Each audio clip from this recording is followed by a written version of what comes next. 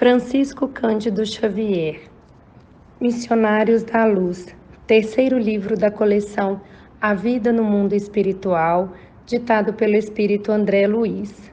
Capítulo 11, Intercessão.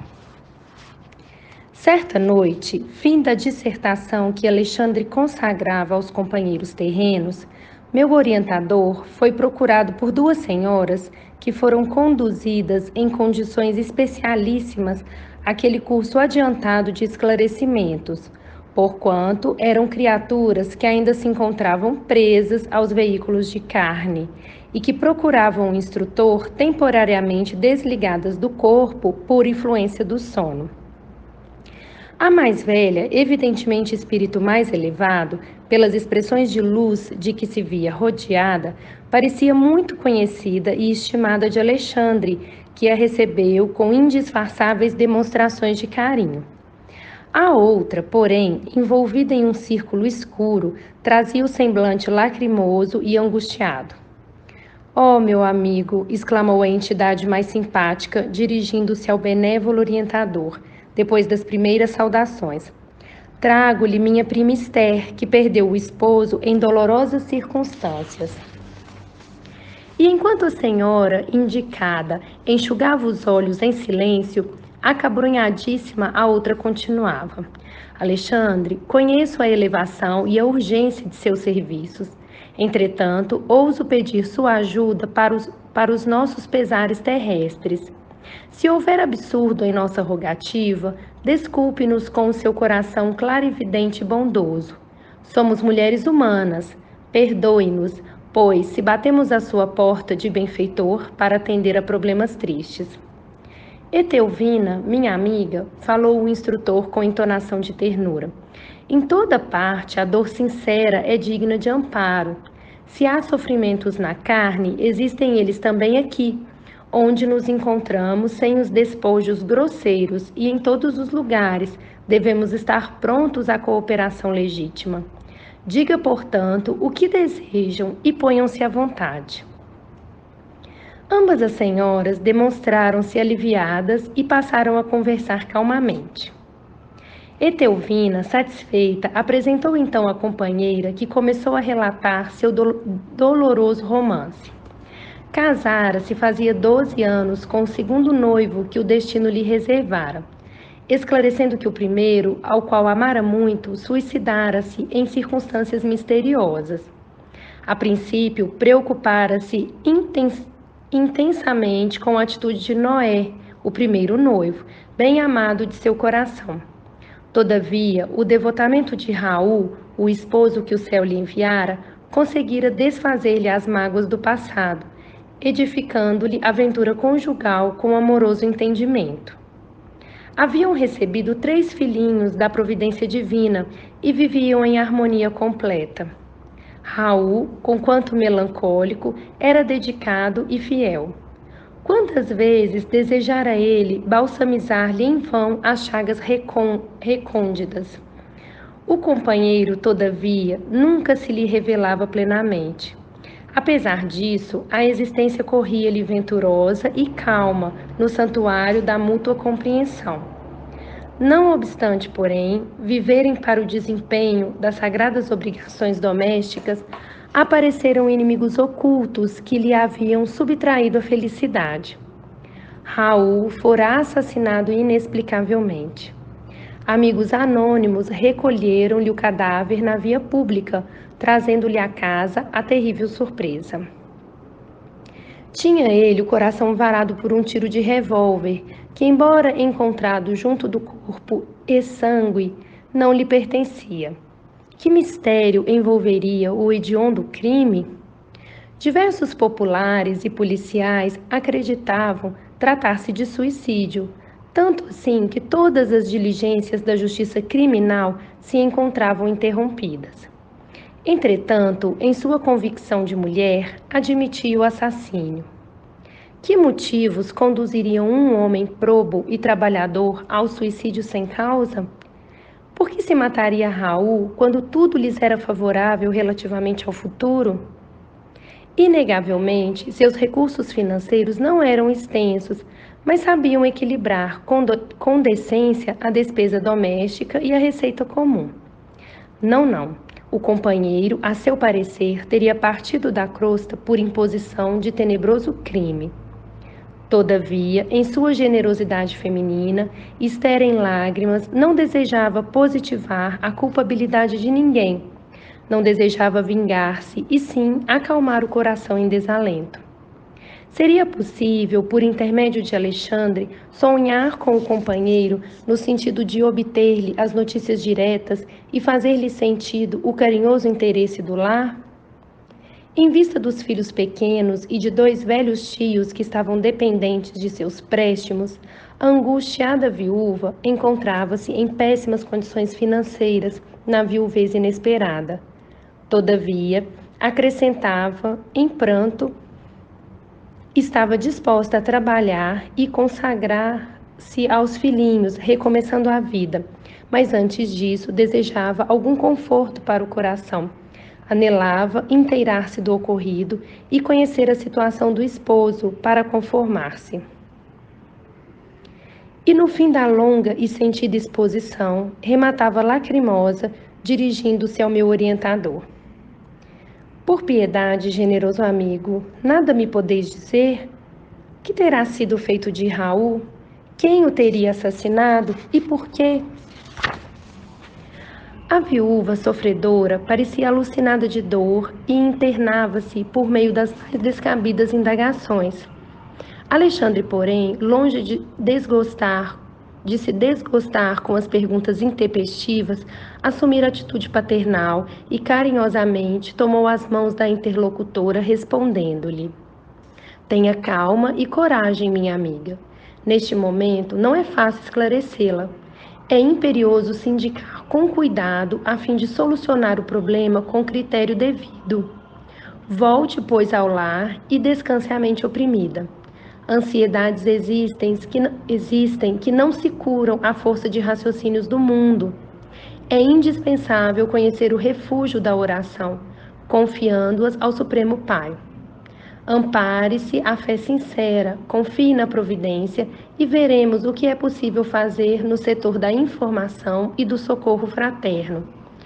Examinaremos o assunto com atenção.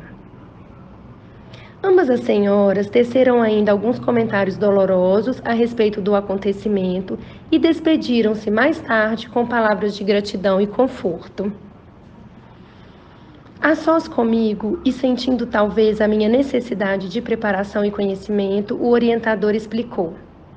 Nossos amigos encarnados muitas vezes acreditam que somos meros adivinhos e, pelo simples fato de nos conservarmos fora da carne, admitem que já sejamos senhores de sublimes dons divinatórios, esquecidos de que o esforço próprio com o trabalho legítimo é uma lei para todos os planos evolutivos.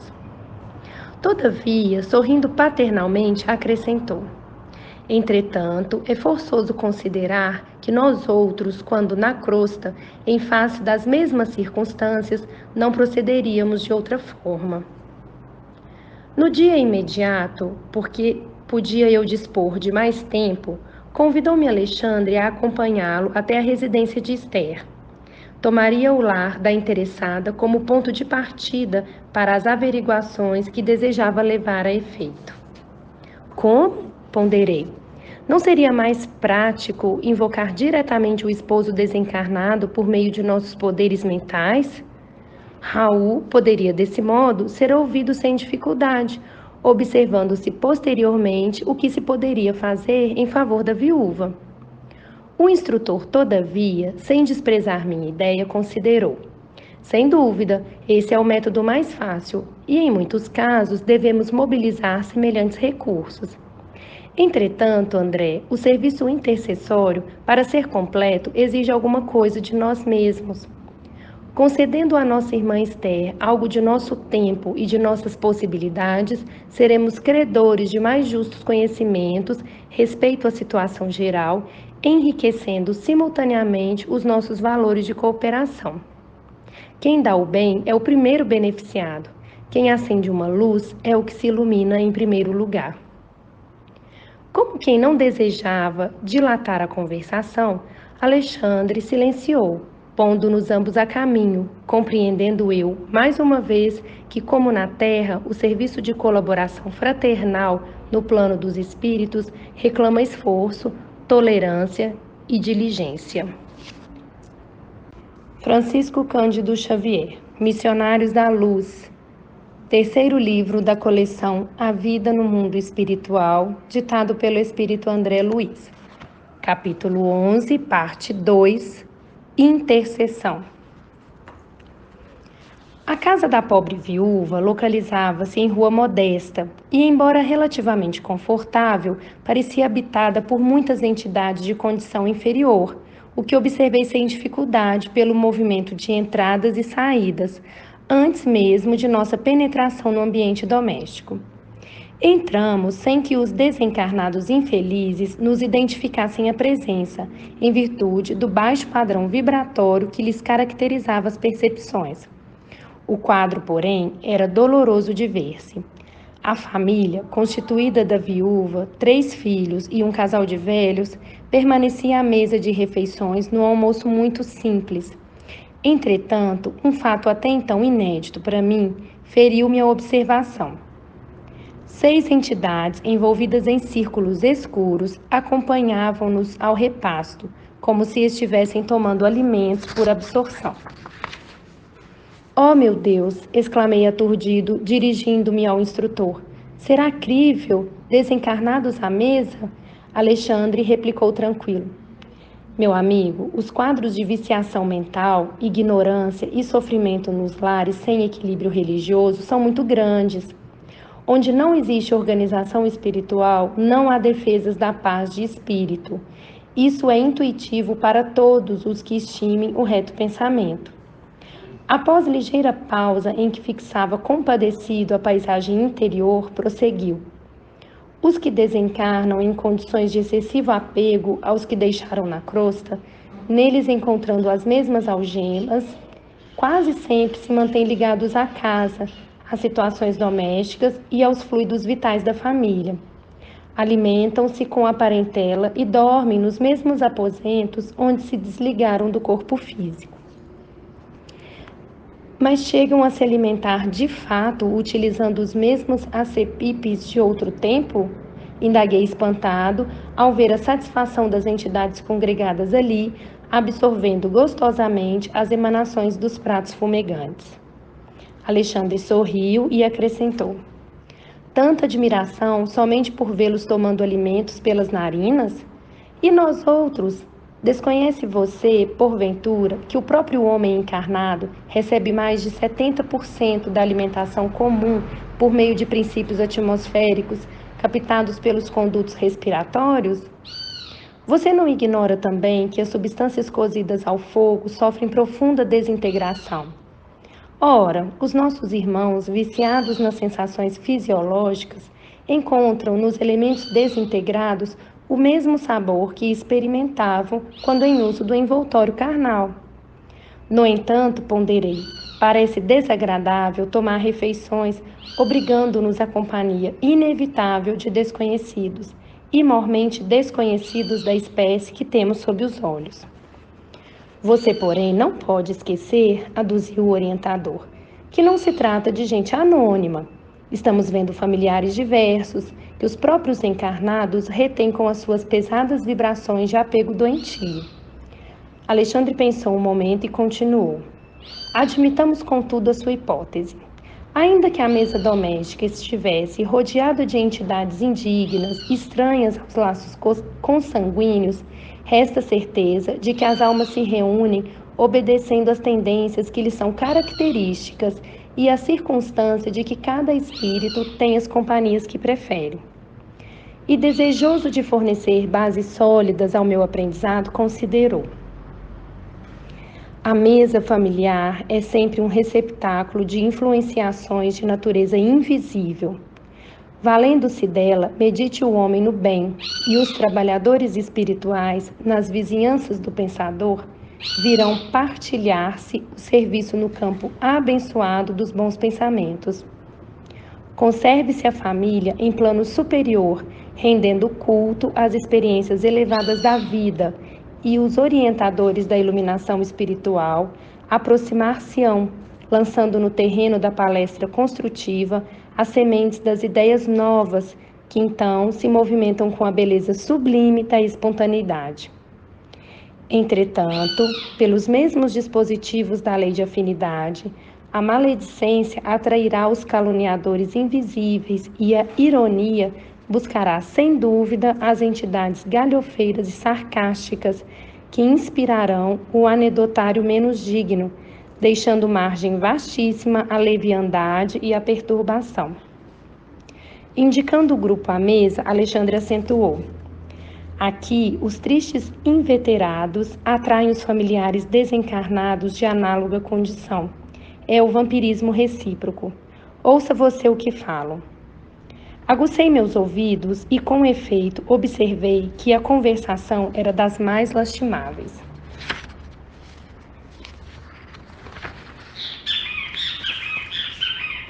Nunca pensei que viria a sofrer tanto neste mundo, exclamava a velha tia de Esther, queixando-se amargamente. Agostinho e eu trabalhamos tanto na mocidade. Agora, chegados à velhice, sem recursos para enfrentar a vida, somos obrigados a sobrecarregar uma pobre sobrinha viúva. Oh, que doloroso destino! E enquanto as lágrimas lhe corriam nas faces de cera, o ancião fazia coro. É verdade, para uma vida laboriosa e difícil, tão amargosa compensação. Jamais esperei uma velhice tão escura. As entidades vestidas em túnicas de sombra, ao ouvirem semelhantes declarações, pareciam também mais comovidas, abraçando-se aos velhos com fervor. A viúva, todavia, embora tristonha, acrescentou resignada: de fato, nossas provações têm sido cruéis. Entretanto, devemos confiar na bondade de Deus. Alexandre fixou nela toda a sua atenção e notei que na alma da viúva se fazia disposição singular. De olhos brilhantes, como se percebesse de muito longe a nossa influenciação espiritual, recordou o sonho da noite de modo vago, acentuando: graças à providência, amanheci hoje muito mais confortada. Sonhei que a prima Etelvina me conduziu à presença de um mensageiro celestial que me abençoou o coração, aliviando-me as pesadas dores desses últimos dias. Oh, como me rejubilaria se pudesse reconstituir esse sonho de luz. Ora, mamãe, conte-nos, exclamou a filhinha de 7 anos presumíveis, que até ali se mantivera em silêncio. A senhora, de bom grado, comentou: minha filha, não se pode descrever as grandes sensações. Não me lembro precisamente de tudo, mas recordo-me de que o emissário de Jesus me ouviu com paciência e, em seguida, disse-me palavras de encorajamento e amor.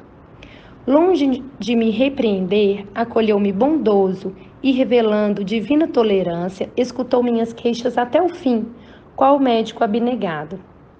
Inegavelmente, levantei-me hoje com outro ânimo. Estejamos conformados, pois Deus nos auxiliará. Logo que me refaça completamente, ganharei nosso pão com o trabalho honesto. Tenhamos esperança e fé. Em face das afirmativas encorajadoras de Esther, os meninos entreolharam-se sorridentes, enquanto os velhinhos calaram a amargura que lhes era própria. Desejei fazer-me visível aos companheiros desencarnados sem luz, que se movimentavam no recinto, de maneira a palestrar com eles, sondando-lhes as experiências, mas Alexandre dissuadiu-me.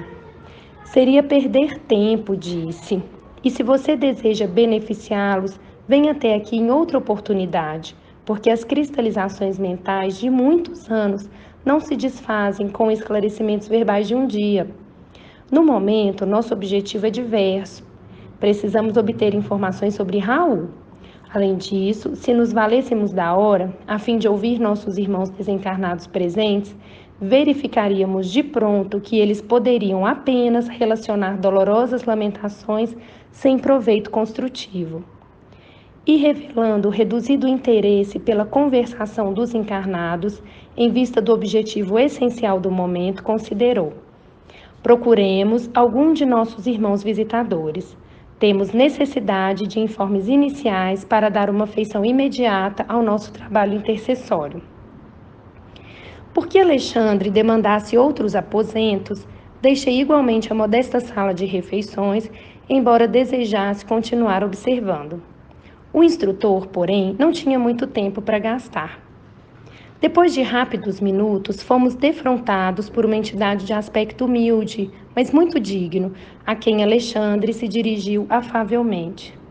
Meu amigo é visitador em função ativa? Sim, para servi-lo, respondeu atencioso o interpelado. O orientador expôs-lhe com franqueza e em poucas palavras o que desejávamos. Então, o irmão visitador explicou-se razoavelmente. Conhecera Raul de perto, auxiliara-o muitas vezes, prestando-lhe continuada assistência espiritual. Todavia, não pudera, nem ele e nem outros amigos, evitar-lhe o suicídio friamente deliberado. Suicídio? Interrogou Alexandre, procurando informar-se de maneira completa. A viúva acredita em assassínio. Entretanto, ponderou o novo amigo, ele soubera dissimular com cuidado. Meditara por muito tempo o ato infeliz e no último dia fizera a aquisição de um revólver para o fim desejado. Alvejando a região do coração, atirou a arma a pequena distância, depois de utilizá-la cautelosamente para evitar as impressões digitais, e desse modo conseguira burlar a confiança dos familiares, fazendo-o supor tivesse havido doloroso crime. E chegou a vê-lo nos derradeiros minutos da tragédia? Indagou Alexandre paternal. Sim, esclareceu o interlocutor. Alguns amigos e eu tentamos socorrê-lo, mas em vista das condições da morte voluntária, friamente deliberada, não nos foi possível retirá-lo da poça de sangue em que se mergulhou, retido por vibrações pesadíssimas e angustiosas.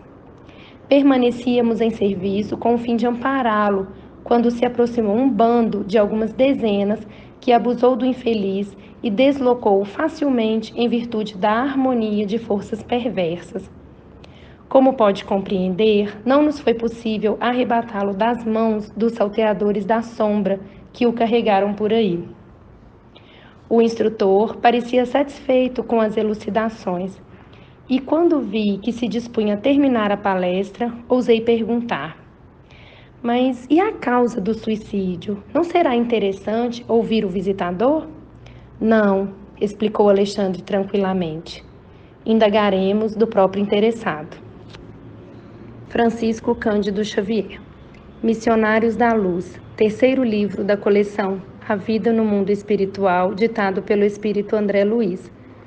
Capítulo 11, parte 3, Intercessão.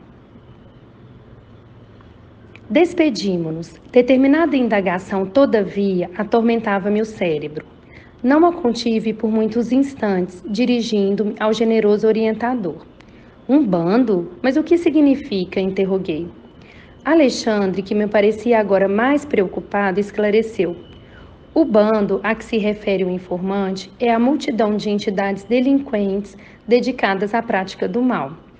Embora tenham influenciação limitada em virtude das defesas numerosas que rodeiam os núcleos de nossos irmãos encarnados e as nossas próprias esferas de ação, levam a efeito muitas perturbações, concentrando os impulsos de suas forças coletivas. Porque fosse muito grande a minha estranheza, o instrutor aduziu. Não se surpreenda, meu amigo. A morte física não é banho milagroso que converta maus em bons e ignorantes em sábios de um instante para o outro. Há desencarnados que se apegam aos ambientes domésticos à maneira da era às paredes. Outros, contudo, e em vultoso número, revoltam-se nos círculos da ignorância que lhes é própria e constituem as chamadas legiões das trevas que afrontaram o próprio Jesus, por intermédio de obsidiados diversos. Organizam-se diabolicamente, formam cooperativas criminosas e ai daqueles que se transformam em seus companheiros. Os que caem na senda evolutiva, pelo descaso das oportunidades divinas, são escravos sofredores desses transitórios, mas terríveis poderes das sombras em cativeiro que pode caracterizar-se por longa duração. No entanto, o visitador regional, como guarda destes sítios, inquiria espantado: não poderia defender o suicida infeliz? Se ele fosse vítima de assassínio, sim, respondeu o instrutor, porque na condição real de vítima, o homem segrega determinadas correntes de força magnética suscetíveis de pô-lo em contato com os missionários do auxílio. Mas no suicídio previamente deliberado, sem a intromissão de inimigos ocultos, como este sob nossa observação, o desequilíbrio da alma é inexprimível e acarreta absoluta incapacidade de sintonia mental com os elementos superiores. Mas, indaguei assombrado, as sentinelas espirituais não poderiam socorrer independentemente?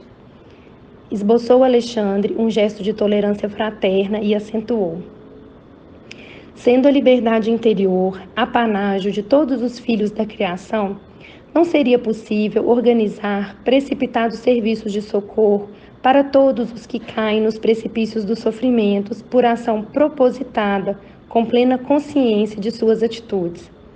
Em tais casos, a dor funciona como medida de auxílio nas corrigendas indispensáveis.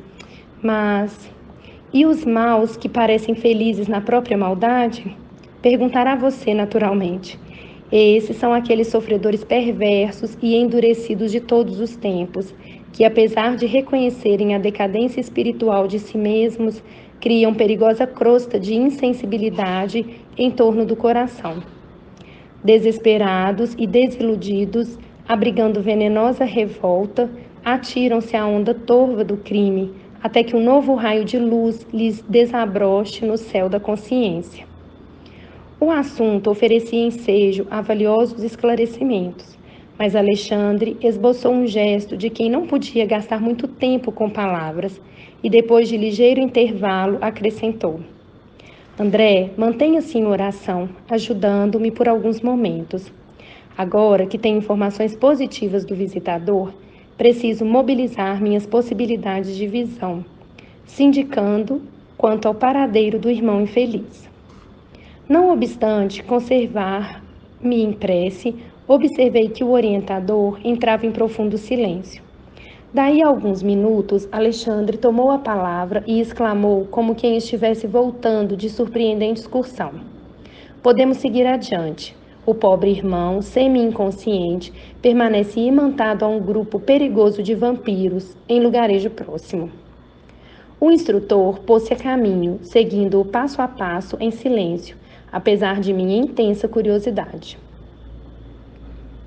Em pouco tempo, distanciando-nos dos núcleos suburbanos, encontramo-nos nas vizinhanças de Grande Matadouro.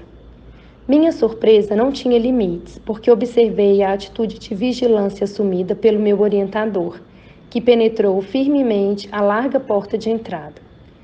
Pelas vibrações ambientes, reconheci que o lugar era dos mais desagradáveis que conhecera até então, em minha nova fase de esforço espiritual. Seguindo Alexandre de muito perto, via numerosos grupos de entidades francamente inferiores que se alojavam aqui e ali. Diante do local em que se processava a matança dos bovinos, percebi um quadro estarrecedor. Grande número de desencarnados, em lastimáveis condições, atirava-se aos borbotões de sangue vivo, como se procurassem beber o líquido em sede devoradora. Alexandre percebera o assombro doloroso que se apossara de mim e esclareceu-me com serenidade. Está observando, André? Estes infelizes irmãos que nos não podem ver, pela deplorável situação de embrutecimento e inferioridade, estão sugando as forças do plasma sanguíneo dos animais. São famintos que causam piedade. Poucas vezes em toda a vida eu experimentara tamanha repugnância. As cenas mais tristes das zonas inferiores, que até ali pudera observar, não me haviam impressionado com tamanho amargor. Desencarnados à procura de alimentos daquela espécie, matadouro, cheio de entidades perversas, que significava tudo aquilo? Lembrei meus reduzidos estudos de história remontando-me à época em que as gerações primitivas ofereciam aos supostos deuses o sangue de touros e cabritos. Estaria ali, naquele quadro horripilante, a representação antiga dos sacrifícios em altares de pedra? Deixei que as primeiras impressões me encandecessem o cérebro, a ponto de sentir, como em outro tempo, que minhas ideias vagueavam em turbilhão. Alexandre, contudo, solícito como sempre, acercou-se mais carinhosamente de mim e explicou. Por que tamanha sensação de pavor, meu amigo? Saia de si mesmo, quebre a concha da interpretação pessoal e venha para o campo largo da justificação. Não visitamos, nós ambos, na esfera da crosta, os açougues mais diversos? Lembro-me de que em meu antigo lar terrestre havia sempre grande contentamento familiar pela matança dos porcos. A carcaça de carne e gordura significava abundância da cozinha e conforto do estômago. Com o mesmo direito, acercam-se os desencarnados, tão inferiores quanto já o fomos, dos animais mortos, cujo sangue fumegante lhes oferece vigorosos elementos vitais. Sem dúvida, o quadro é lastimável. Não nos compete, porém, lavrar as condenações. Cada coisa, cada ser, cada alma permanece no processo evolutivo que lhe é próprio. E se já passamos pelas estações inferiores, compreendendo como é difícil a melhoria no plano de elevação, devemos guardar a disposição legítima de auxiliar sempre, mobilizando as melhores possibilidades ao nosso alcance, a serviço do próximo. A advertência fora utilíssima. As palavras do instrutor caíram-me na alma a preceito, retificando minha atitude mental.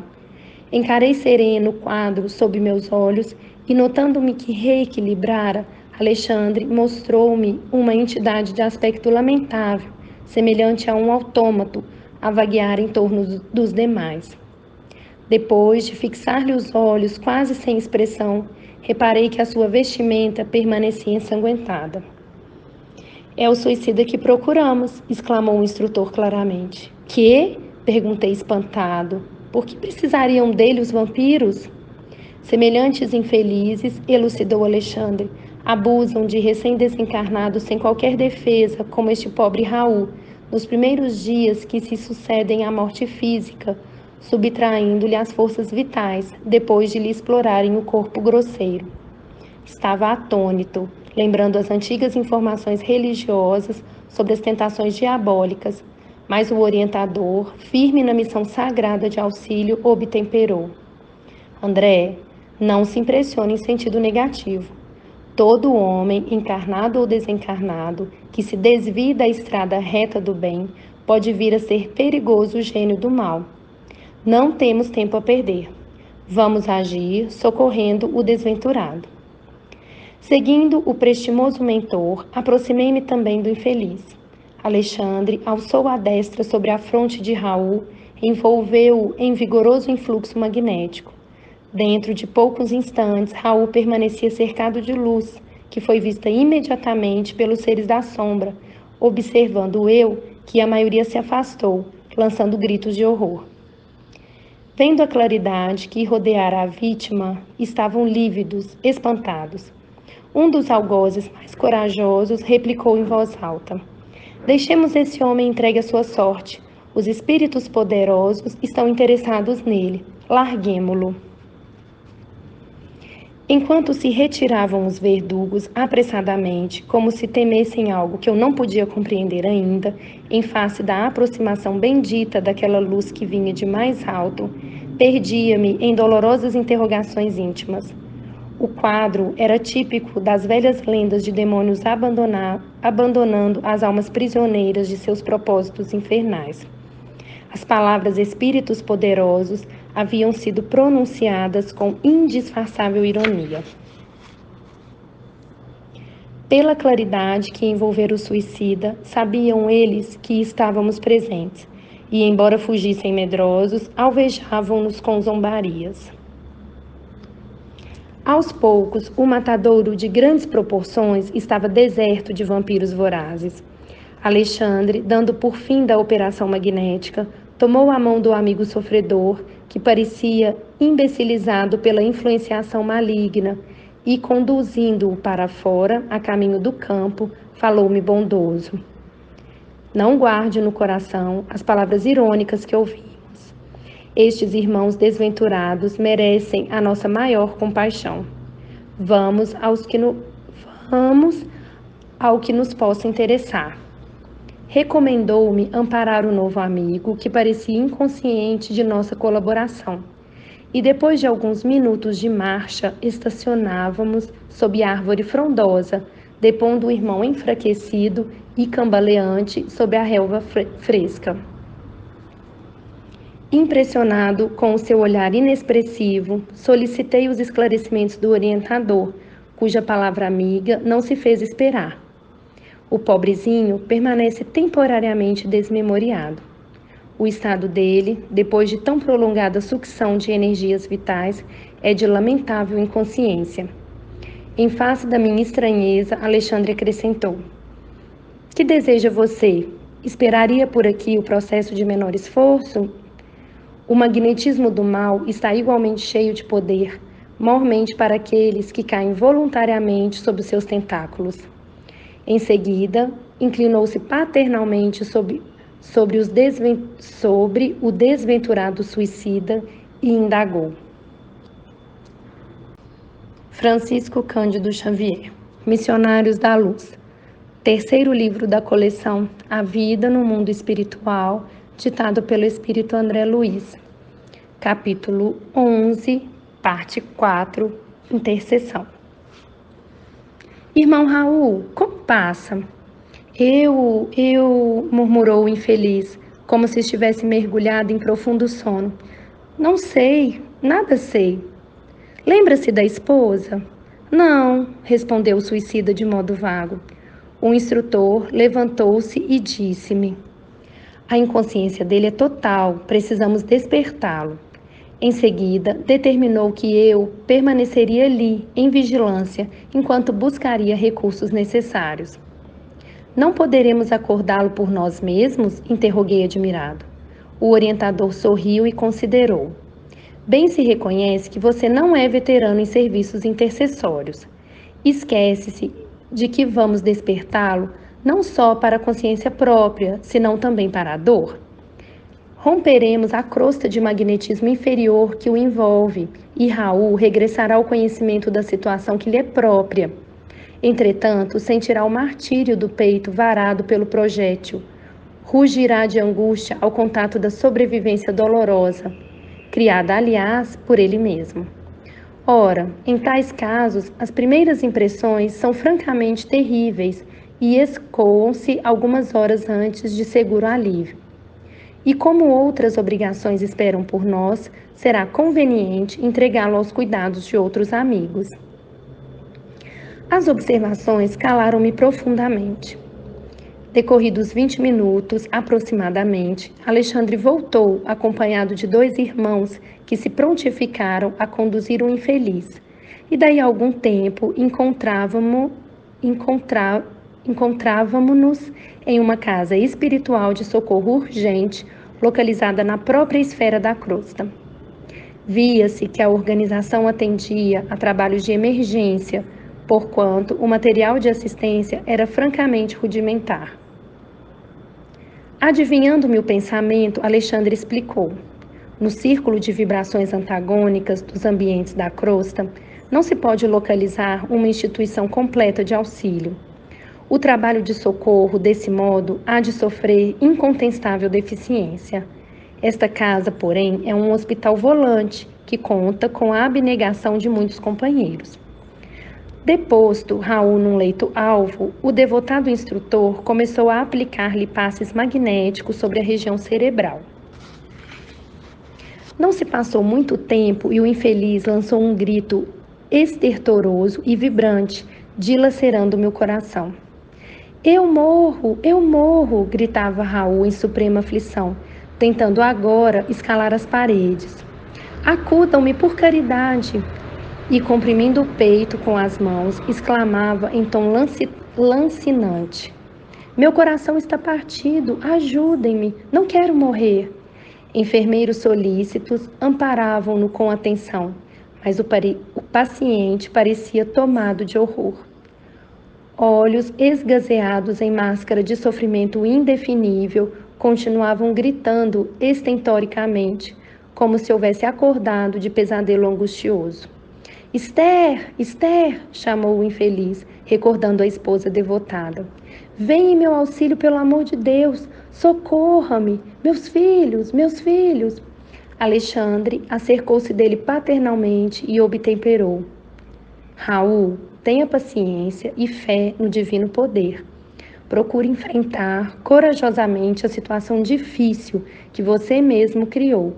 E não invoque o nome da companheira dedicada, nem chame pelos filhos amados que deixou na sua antiga paisagem do mundo, porque a porta material de sua casa se fechou com seus olhos.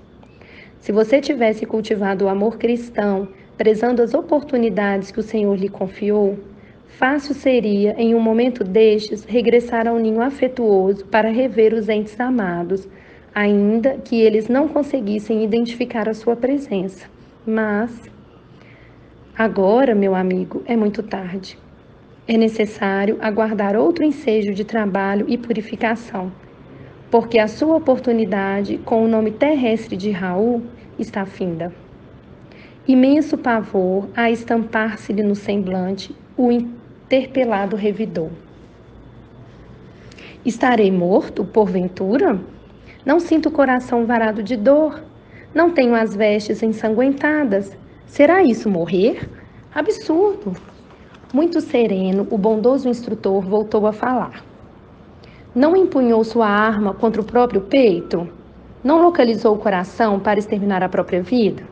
Oh, meu amigo, podem os homens enganar uns aos outros, mas nenhum de nós poderá iludir a justiça divina. Revelando extrema vergonha ao sentir-se descoberto, o suicida prorrompeu em soluços, murmurando: Ah, desventurado que sou, 1000 vezes infeliz! Alexandre, contudo, não tornou a falar-lhe naquela circunstância. Depois de recomendá-lo carinhosamente aos cuidados dos irmãos responsáveis pelos serviços de assistência, dirigiu-se a mim explicando: Vamos, André.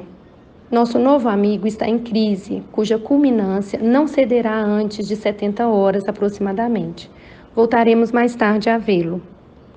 De regresso aos meus trabalhos, esperei ansioso um instante de reatar as observações educativas. Impressionava-me a complexidade do serviço intercessório. As simples orações de uma esposa saudosa e dedicada haviam provocado atividades numerosas para o meu orientador e valiosos esclarecimentos para mim. Como agiria Alexandre na fase final? Que revelações teria Raul para os nossos ouvidos de companheiros interessados no seu bem-estar? Conseguiria a esposa consolar-se nos círculos da viuvez? Abrigando interrogações numerosas, aguardei o momento azado. Decorridos 4 dias, o instrutor convidou-me a tornar ao assunto, o que me fez exultar de contentamento pela possibilidade de prosseguir, aprendendo para minha própria evolução. Encontramos Raul cheio de dores, todavia mais calmo para sustentar a conversação esclarecedora. Queixava-se da ferida aberta, do coração descontrolado, dos sofrimentos agudos, do grande abatimento. Sabia, porém, que não se encontrava mais no círculo da carne, embora semelhante verdade lhe custasse angustioso pranto. Tranquilize-se, disse-lhe o meu orientador com inexprimível bondade. Sua situação é difícil, mas poderia ser muito pior. Há suicidas que permanecem agarrados aos despojos cadavéricos por tempo indeterminado, assistindo à decomposição orgânica e sentindo o ataque dos vermes vorazes. Ai de mim, suspirou o mísero, porque além de suicida, sou igualmente criminoso. E demonstrando infinita confiança em nós, Raul contou a sua história triste, procurando justificar o ato extremo. Na mocidade, viera do interior para a cidade grande, atendendo ao convite de Noé, seu camarada de infância. Companheiro devotado e sincero, esse amigo apresentara-o certa vez à noiva querida, com quem esperava tecer no futuro o ninho de ventura doméstica.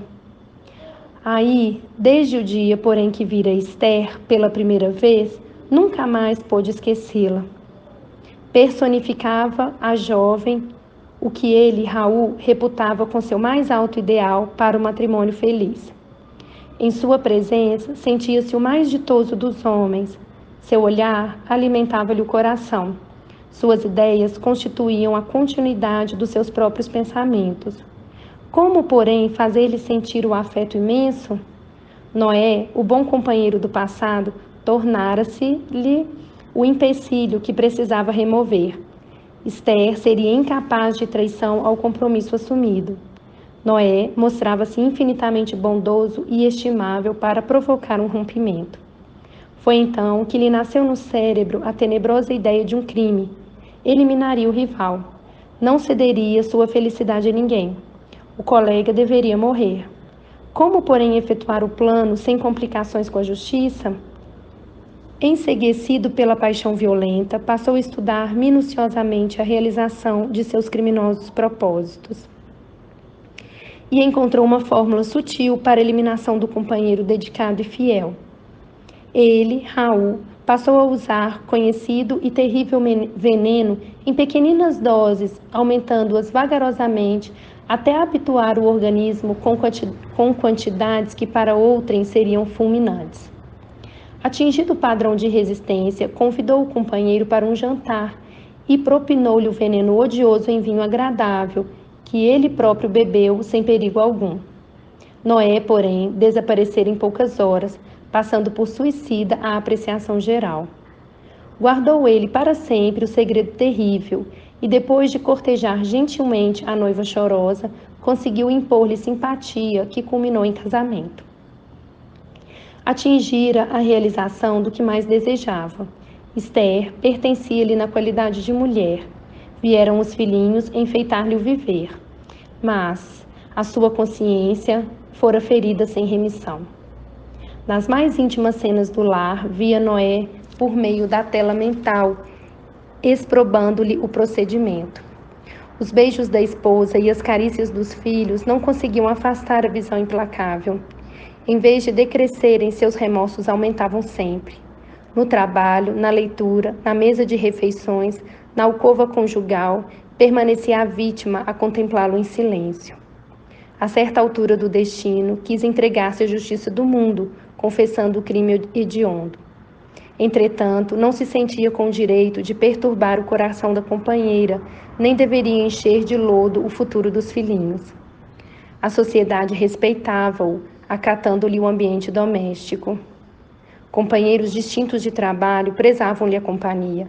Como esclarecer a verdade em semelhantes contingências? Não obstante amar ternamente a esposa e os filhos, achava-se esgotado, ao fim de prolongada resistência espiritual. Receava a perturbação, o hospício, o aniquilamento, fugindo à confissão do crime, que cada dia se tornava mais iminente. A essa altura, a ideia do suicídio tomou vulto em seu cérebro atormentado. Não resistiu por mais tempo. Esconderia o último ato do seu drama silencioso, como ocultar a primeira tragédia. Comprou um revólver e esperou. Certo dia, após o trabalho diário, absteve-se do caminho de volta ao lar e empunhou a arma contra o próprio coração, agindo cautelosamente para evitar as marcas digitais. Atingido o alvo, em um supremo esforço, desfizera-se do revólver homicida e não teve a atenção voltada senão para o intraduzível padecimento do tórax estrangulado. Dificilmente, como se os seus olhos permanecessem anuviados, sentiu que algumas pessoas tentavam socorrê-lo e, em seguida, a verdadeira multidão de criaturas que ele não pôde ver arrebatava-o do local de dor. Desde então, um enfraquecimento geral tomara-o por completo. Sentia-se presa de um sono pesado e angustioso, cheio de pesadelos cruéis. E, por fim, somente recuperara a consciência de si mesmo ali naquele quarto modesto, depois de Alexandre restaurar-lhe as energias em prostração. Terminando a confissão longa e amargurosa, Raul tinha o peito opresso e lágrimas pesadas a lhe lavarem o rosto. Comovidíssimo, não sabia, por minha vez, o que externar. Aquele drama oculto daria para impressionar corações de pedra. Alexandre, contudo, demonstrando a grandeza de suas elevadas experiências, mantinha respeitável serenidade e falou. Francisco Cândido Xavier, Missionários da Luz, terceiro livro da coleção A Vida no Mundo Espiritual, ditado pelo Espírito André Luiz. Capítulo 11, parte 5, Intercessão. Nos maiores abismos, Raul, há sempre lugar para esperança. Não se deixe dominar pela ideia de impossibilidade. Pense na renovação de sua oportunidade. Medite na grandeza de Deus. Transforme o remorso em propósito de regeneração. E após ligeira pausa, enquanto o infeliz se debulhava em pranto, o mentor prosseguia. Em verdade, seus males de agora não podem desaparecer milagrosamente. Todos faremos a colheita compatível com a semeadura, mas também nós, que hoje aprendemos alguma coisa, já passamos inúmeras vezes pela lição de recomeçar. Tenha calma e coragem. Em seguida, Alexandre passou a notificá-lo relativamente à causa de nosso interesse, explicando-lhe que o trabalho de auxílio fraterno fora iniciado por meio das orações da esposa, carinhosa e desolada. Deu-lhe notícias dela, dos filhinhos e dos velhos tios. Falou-lhe das saudades de Esther e de sua ansiedade para vê-lo, ainda que fosse um ligeiro minuto em ocasião de sono do veículo físico. Ouvindo as derradeiras informações, o suicida pareceu reanimar-se vivamente e observou. Ai, não sou digno, minha miséria acentuar-lhe-ia as dores. O orientador, porém, afagando-lhe paternalmente a fronte, prometeu intervir e solucionar o problema. Retiramo-nos de novo e, percebendo-me a profunda admiração, Alexandre ponderou. No pequeno drama em observação, meu amigo, você pode calcular a extensão e a complexidade de nossas tarefas nos serviços intercessórios. Os nossos companheiros encarnados pedem-nos, por vezes, determinados trabalhos muito distantes do conhecimento das verdadeiras situações. Para a sociedade humana, Raul é uma vítima de sicários ocultos, quando é apenas vítima de si mesmo. Para a companheira, é o marido ideal, quando foi criminoso e suicida. Compreendi as dificuldades morais em que nos achávamos para atender a petição que nos conduzira a semelhante serviço. As palavras do instrutor não evidenciavam outra coisa. Entendendo assim, ousei perguntar. Acredita, esteja a irmã Esther preparada para o realismo de nossas conclusões? Alexandre abanou a cabeça negativamente e redarguiu. Somente são dignos da verdade plena os que se encontram plenamente libertados das paixões. Esther é profundamente bondosa, mas ainda não alcançou o próprio domínio. Não possui as emoções, antes é possuída por elas. Em vista disso, de modo algum lhe poderíamos dar o conhecimento completo do assunto. Está preparada para a consolação, não para a verdade. As afirmativas do instrutor chocaram-me de certo modo. De que maneira omitir os pormenores da tragédia? Não seria faltar à realidade? Por que processo confortar a esposa saudosa, ocultando-lhe o sentido verdadeiro dos acontecimentos? Alexandre, porém, compreendeu minhas indagações e observou. Com que direito perturbaríamos o coração de uma pobre viúva na crosta, a pretexto de sermos verdadeiros? Por que motivo desnar a esperança tranquila de 3 crianças adoráveis, envenenando-lhe talvez o destino, tão só para nos exibirmos como campeões da realidade? Haverá mais alegria em mostrar a sombra do crime que em descobrir a fonte do conforto? André, meu irmão, a vida pede muito discernimento. Cada palavra tem sua ocasião, como cada revelação o seu tempo. Não podemos compreender um serviço de socorro com o esmagamento do suplicante. A oração de Esther não lhe poderia ser portadora de desalento. Por isso mesmo, nem todos recebem quando querem a delegação do mais alto para os serviços de assistência. Registrei a observação.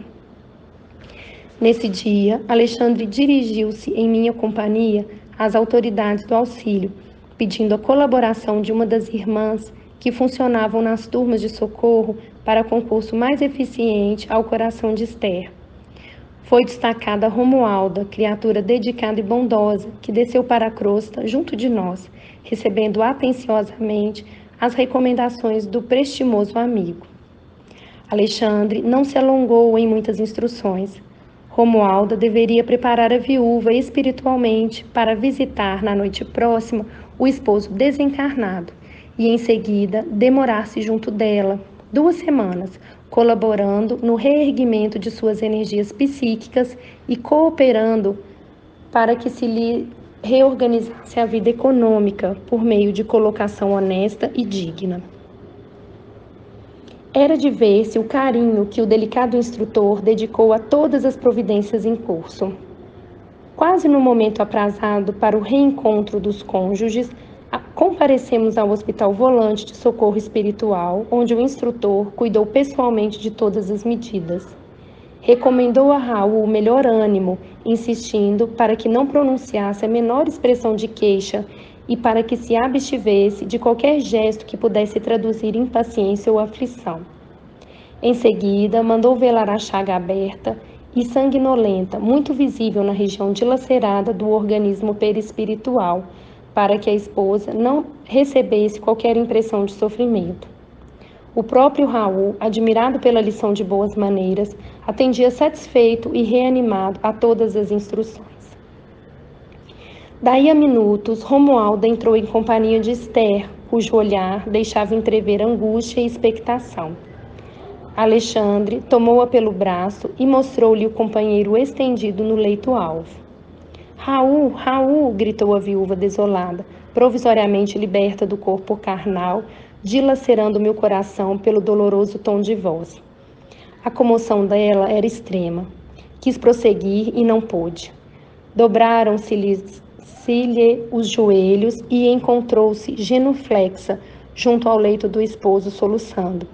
Reparei que os olhos dele permaneciam marejados de pranto que não chegava a cair.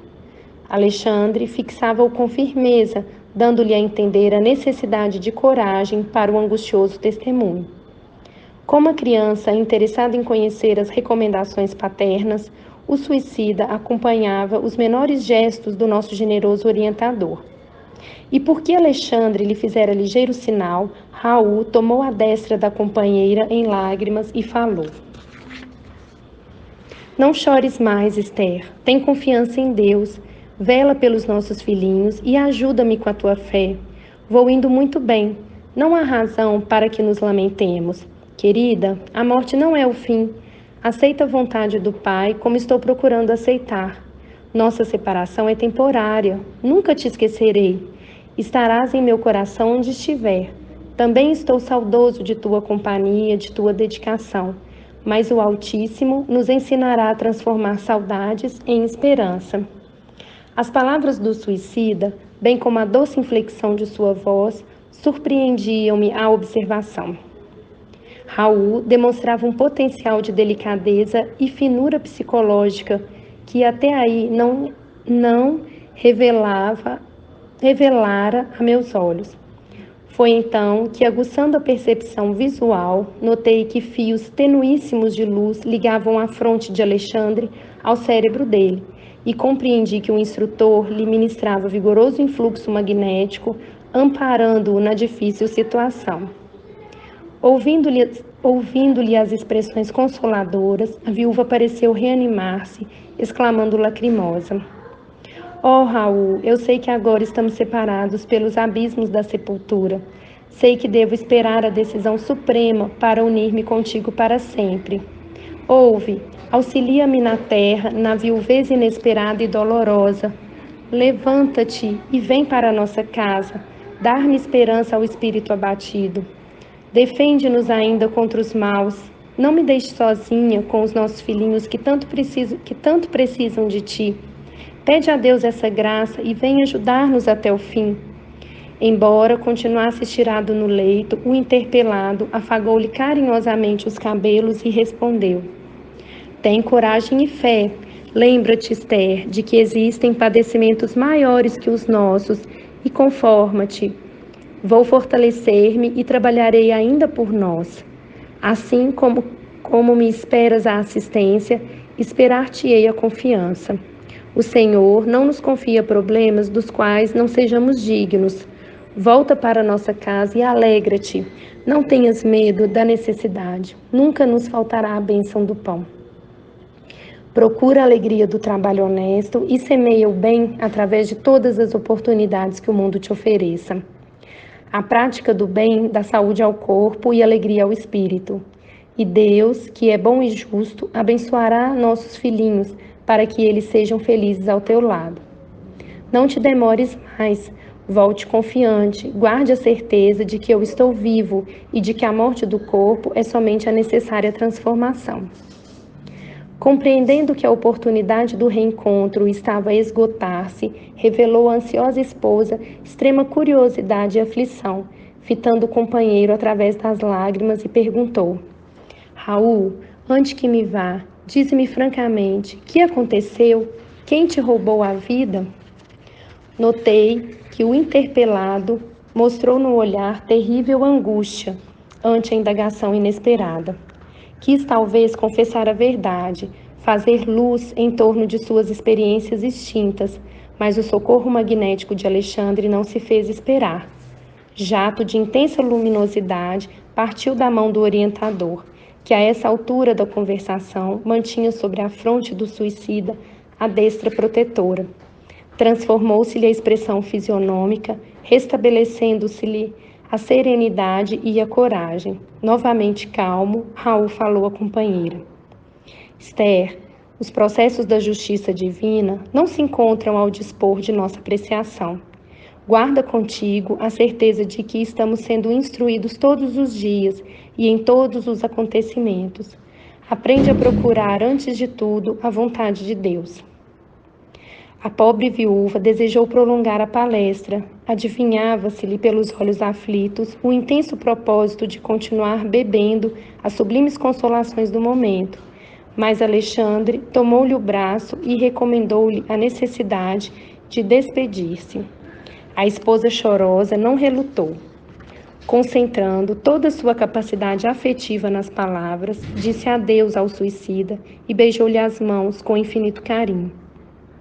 Algo distante da organização hospitalar de emergência, confiou-a o instrutor aos cuidados de Romualda e regressou em minha companhia. Não consegui ocultar minha enorme admiração por semelhante serviço de assistência. Alexandre percebeu meu estado da alma e falou comovidamente. Segundo observa, o trabalho de socorro pede muito esforço e devotamento fraterno. Não podemos esquecer que Raul e Esther são dois enfermos espirituais e, nessa condição, requerem muita compreensão de nossa parte. Felizmente, a viúva regressa cheia de novo ânimo e o nosso amigo, sentindo a extensão dos cuidados de que está sendo objeto e notando por si mesmo quanto pode auxiliar a companheira encarnada, dar-se-á pressa em criar novas expressões de estímulo e energia no próprio coração. Impressionado, contudo, em vista do dilaceramento havido em seu organismo espiritual, indaguei. E a região ferida, Raul? Raul experimentará semelhantes padecimentos até quando? Talvez por muitos anos, respondeu o instrutor, em tom grave. Isso, porém, não me impedirá de trabalhar intensamente no campo da consciência, esforçando-se pela reaproximação da bendita oportunidade regeneradora. Outros problemas afloravam minha ideia. No entanto, o instrutor precisava ausentar-se em demanda de incumbências difíceis, nas quais não poderia eu acompanhá-lo. Pedi-lhe permissão para seguir de perto o trabalho de assistência levado a efeito por Romualda, recebendo-lhe a generosa aprovação.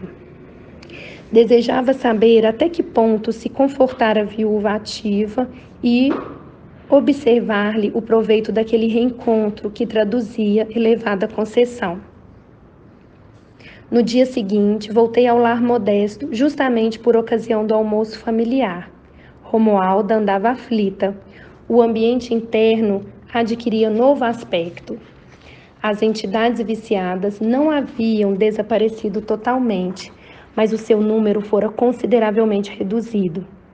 Amparando a sua protegida, a irmã auxiliadora recebeu-me com amabilidade. Notificou-me que a viúva amanhecera muito melhor e que ela, Romualda, fizera o possível para manter-lhe a recordação plena do sonho. Como era natural, a pobrezinha não poderia lembrar-se de todas as minúcias.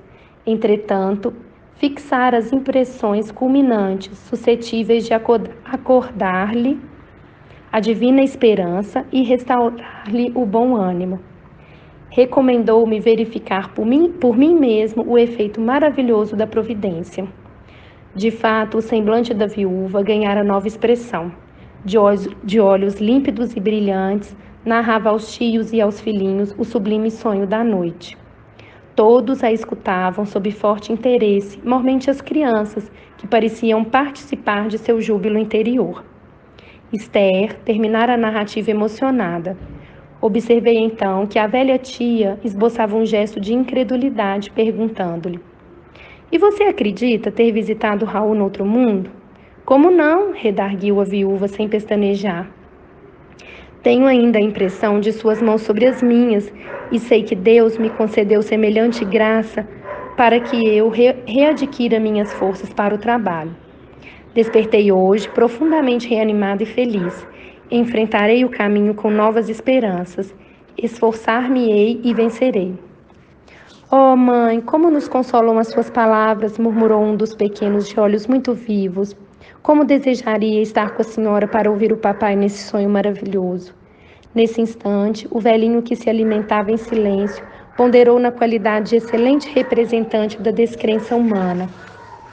É interessante notar que tem o Raul consolado tanto seu coração de mulher, nada tem elucidado sobre o crime que o atirou no sepulcro.